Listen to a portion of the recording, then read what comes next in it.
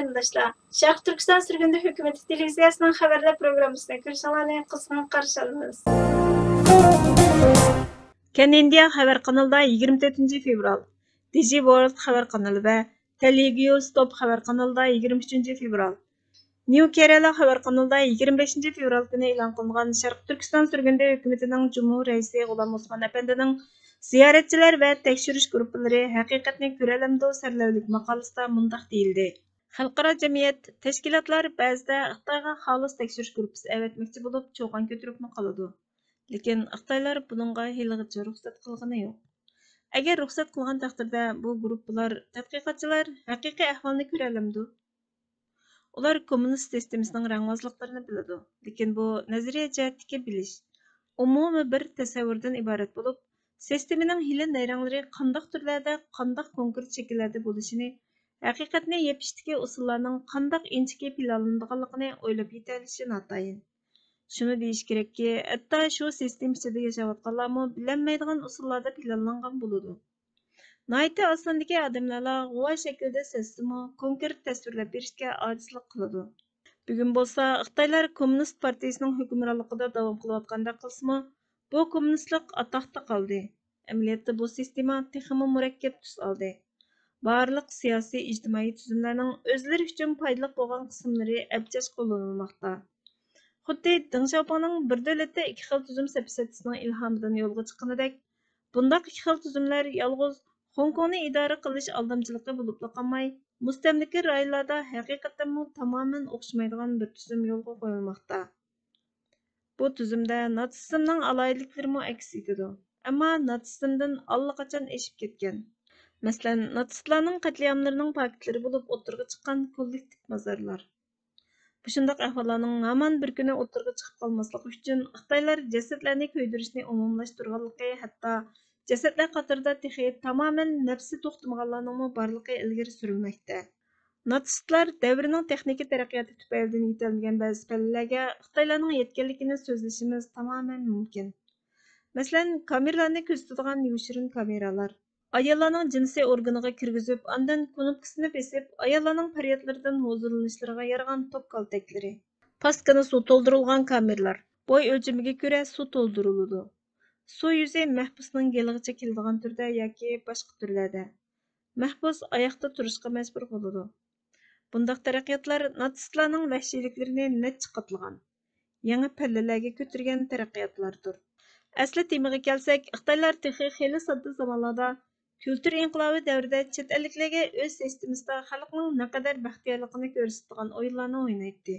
Xalqmo shuningga ko'ndirilgan bo'lib, biror shaxs bilan suhbatda bo'lib, rost gap anglashmi mumkin emas edi. Amaliyotni yoshirishning hojati yo'q edi aslida. Chunki bir davlatning farovonligi bir necha yilda amalga oshadigan ishmi emas. Yolg'iz ma'lum tur yoki turlarning taraqqiyoti bilan vujudga chiqmaydigan sanoat, yezi egiligi, fan texnika qatorliq hamma sohaning mos qadamdagi ilgirilishi orqasida amalga oshadigan bir g'oya edi. Shundoq bo'lsa-mu, yolg'onchilikqa, soxtalikqa o'rganib qolgan yoki soxtalik bilan hayotga boqadigan bir sistemaning yolg'onchilik qilmasdan tura olishi ta's bo'lsa kerak. Yanala haqiqatni yushirib, o'zini pardozlab ko'rsatishdan tutib ololmaydi. O zamonlarda ishiklar taqoq bo'lg'achqa chet elliklar bakmi kelmaydi. Faqat Afrika, Sharqiy Janubiy Osiyo ellaridan nomrod davlatlarning vakillari kelishadi. Eng yaqin do'sti bo'lgan pokistonliklar keladi. Pokistonning davlat arboblari emas, odatdagi fuqarolari, savdogarlarmi kelib qoladi. Ular qo'shni bo'lg'achqa aytavur Qashqarga xali ko'p ziyoratga keladiganligi qiladi. Mana shu yillardagi pokistonlik do'stlarga qandaq rangvozlik qilganligi haqida tarqalgan hikoyalarni misol qilsaqlar, boshqasi tushunishli bo'ladi deb qarayman. Ko'pchilikka ma'lum bo'lganidek, u davrda hamma kishi ommaviy to'lqinda inqilob qilayotgan bo'lg'achqa, ishlab chiqarish asosan falaj holatda edi. Shunga turmush buyumlari, kundalik lozimatliklar bakmi qis edi. Do'konlar asosan quruq degideklar edi. Hamma narsa biletlik bo'lib, jon beshiga ko'ra bilet tarqitib beriladi. Yip bileti, supun biletidan boshlab, rax va go'sht biletigacha biletsiz hech narsani tasavvur qilolmaydigan bo'lgan edik. Mana shundaq davrda Pokistondan bir o'mak kelgan bo'lsa, kelishdan burungi tayyorliklar bakmo puxta ishlanadi. Do'konlarga mol to'shqiziladi. Ondan normal shahar fuqarolari rol oladigan kishilar tanlab chiqiladi. Ular partiya a'zosi bo'lish, partiyaga sodiq bo'lish degandek o'lchamlar bilan tanlangandan keyin ularga bir xil guvohnoma tarqatib beriladi. Magazinlarning, oshxonalarning eshiklarida xuddi bekorchidek yoki ikki yoqdan kelib, dal shu eshik oldida uchrashib qolishib, gaplashib turib, yaqinlardek shaklda turadigan qorovullar turadi. Bularning vazifasi odatdagi kishilarni kirgizmaslik. Normal shahar fuqarosi roliga tanlanib, qo'liga guvohnoma berilganlarni kirgizish edi. Ular guvohnomalarini nihoyatda ehtiyot bilan boshqa kishilar ko'rolmaydigan shaklda qorovullarga ko'rsatib kirib ketishadi. Ularning vazifasi magazindan hech narsa sotib olmaslik.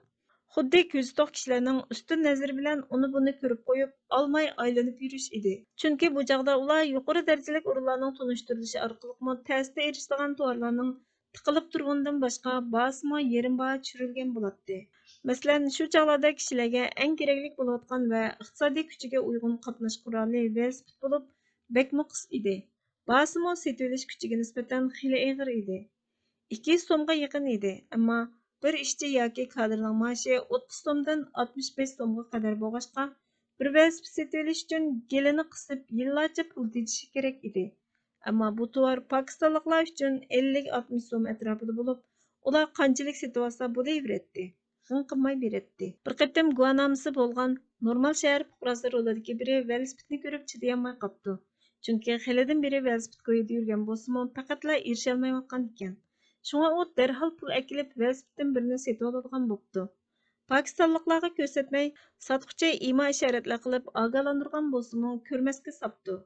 Şunun bilan satqıçımı çandırmasdan onunğa bir velosiped setib beripti. Ammo Pokistonliklar unutilgandan keyin saqchilar uning uyiga berib, texi qurashtirishga ulgurmagan velosipedni musodir qilgandan boshqa unimi tutib ketibdi va aloyizal 5 yilcha qamoqqa hukm qilibdi. Bundaq rangvozliklar haqida talay hikoyalar o'tirga chiqqan edi.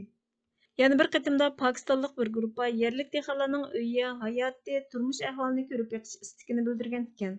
Bu 11-oylar ekan, ya'ni Bağvaranda hech narsa qolmagan, kuzlik yig'im tamomlangan chog'lar ekan. Xitoylar shahar atrofidagi yezlardan birida bir uyni tanlabdi. Uyning hovlisida uzum barangi bor ekan, biroq bek yetishmagachga barang bek bejirim emas ekan. Shunga bu barangni qaytadan o'lchamlik cheklardan tom va tuz bodirlardan qayta yasab chiqibdi. Uzum tallarimi bek barangga loyiq kelmay qolibdi. Barang bek cho'ng va hashamatlik, tallar bek shalang. Şuna başqa bağlardan üzüm tallarını qo'pirib kelib, baranga artib, bekmo soyi salqin, jannat makondek bir o'yli yaratibdi. Andan allaqachon üzümler kesilib, qaznoqlarga esilib bo'lgan bo'lsa-mu, endi üzümü balaga alvangsilib, eng o'xshagan üzümlardan ekilib, baranga esibdi. Uy ichiga gilamlarni ekilib, tamlarga esib, yerga silib, qip-qizil gilamlar bilan cho'g'dek yasaytibdi. Andan uy egasiga tapılashlar, darslar kam bo'lmabdi. Chunki agar mehmonlar ularning kundalik tamoqlarini bir ko'rib boqadigan bo'lib qolsa, nima qilish kerakligini ta'lim bermasa bo'lmaydi-da. Mana shunday qilib repetitsiyadan o'tib, sahna tayyor bo'libdi. Pokistonlik mehmonlar Uyg'ur dehqonning uyini tomosha qilibdi. Mana shunday qilib repetitsiyadan o'tib, sahna tayyor bo'libdi. Pokistonlik mehmonlar Uyg'ur dehqonning uyini tomosha qilibdi. Sotsializmning naqadar go'zal tuzum ekanligiga qoyilmi bo'libdi. Uztup chiqayotganda mehmonlarning ko'zi yandagi bir uyga tushib qopti. Bu uy bekla berbat, huli tushib ketgan. O'zimi o'ltirishib pakarlab ketgan ekan. Pokistonlik bu uyni eg'il deb faraz qilib qolgan bo'lsa kerak. Uy egasiga bu eg'ilingiz bek eskirib ketibdi. Yiqilayli deb qopti. Uyni bek yaxshi yasabsiz. Eg'ilnimi azroq o'ngishib olsangiz, siz haqiqiy ma'noda 9 tal oila bo'lib qoladi ekansiz degandek bir gaplarni qilibdi.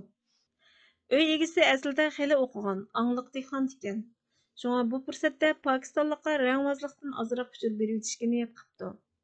Beshiga nimalar kelishini bilsa-mu, holimizni dunyo bilib qolsa deb o'ylagan ekan. Bu ko'rayotganingiz eg'il emas, qo'shnimning uyi. Mening uyimmi uningdan o'chiq emasdi. Oqshomdan beri mushunda taraqqiy qilib ketdi debdi. Bu so'zlarning Pokistonlikqa tarjima qilib berilgan bo'lishi yoki uning uqmay qolgan bo'lishidan qat'iy nazar, mehmonlar uzutilgandan keyin heliqi dehqon davlatning obro'yini tushirgan degan jinoyat bilan qo'lga ilinganligi haqida hikoyalar tarqalgan edi. Texmi masxiralik bo'lgani, bunday hikoyalarning tarqalishi bilan bu muhitliklar hargizmi rangvozlik qilayotgan Xitoylardan og'rinayotgani yo'q. Aksicha davlatning inovatini tushirganlardan nafratlanish kayfiyatida bo'lgani texmi ichinishliqdir. Bu hal bir dars bo'lib, Agar keyin yana ashundaq sahnalarda rol oladigan bo'lib qolsa, kishilarga nimalarga diqqat qilishni talqin qilish, o'rgatish roli o'ynagan. Chunki kommunistlarning eng ashaddiy tarafi jismoniy jihatdan bo'ysundirish bilan qanoat qilmasdan, insonlarning ro'yi dunyosiga xo'jayinlik qilishga urinishi va bu urinishlarni asosan ishga oshirganligidir. Endi shuni o'ylanib ko'rishimizga to'g'ri keladi. Xitoylar o'zlarining eng ishonchli do'sti bo'lgan pokistonliklarga bu qadar rangvozlik qilgan bo'lsa, hatto bunchalar qilish uchun hech qanday zaruriyat bo'lmagan ahvolda bugun insoniyatga qarshi jinoyatini yoshirish mavzusida nimalarni qilmaydi? Yuqorida ma'lum turlari zikr qilingan zulmlar amaliyleştirayotgan kamplarning eshigini ochib berishlari mumkinmidir? Tekshiruvchi guruhlar qanchalik haqiqatga erishalar? Agar ular aksicha ta'sirot ilib kelsa, bu sun'iy hosil qilingan ta'sirotlarni dunyo bilan o'rtoqlashsa nima oqibatlar yuz berar? Ya'ni Xitoylarning haqiqatan Uyg'urlarga ko'yinib, ularni tarbiyalab, kasb ahliga aylantirayotganligi qatorliq ta'sirotlar hosil qilsa, qanday oqibatlar kelib chiqar? Xitoylarning qatliamlari uchun madhiylar yangrashqa boshlasa va bu xil chora maqtalsa, qatliamlar uchun rag'bat berilgan. Xitoylar texmo yuraklik holda Uyg'urlarning naslini quritish projesini davom qiladigan bo'ladi. Buning uchun bunday guruhlarda asli Sharq Turkistonlik bo'lgan Uyg'urlardan xalq ishongan bir bo'lak kishilarning bo'lishi haqiqatga yetishda kam bo'lsa bo'lmaydigan bir omildir. Yana shunimi ta'kidlashimiz kerakki, shu holdami yanala %100 haqiqiy ahvolni egallash mumkin emas. Allah seni öyle yaratgan ekan, sen hech kimga qulluq qilma. Bütün insonlar Allohning qulidir. Hech kim bandaning quli emasdir. Haqsizlikqa bosh egma, chunki haqqing bilan birga sharafingni yo'qotib qo'ysan, deydi Hazrati Ali roziyallohu anhu. Allah insonga o'ziga nasiba qilib bergan zaminni qo'g'lashni farz qiladi, chunki inson o'z zamini ichida hur va baxtiyor yashay oladi. Shunga Allohning bu omonatini qo'g'lash, saodatga erishishda tuproq uchun borliqni taqdim qilish talab qilindi. Bu insonning martabasini ikkili dunyoda ustun qiladi. Hurmatli ko'ruvchilar, xabarlarimizni ko'rganlar uchun ko'p rahmat. Kelar qatimki programmamizda ko'rishguncha Allohga omonat bo'laysizlar.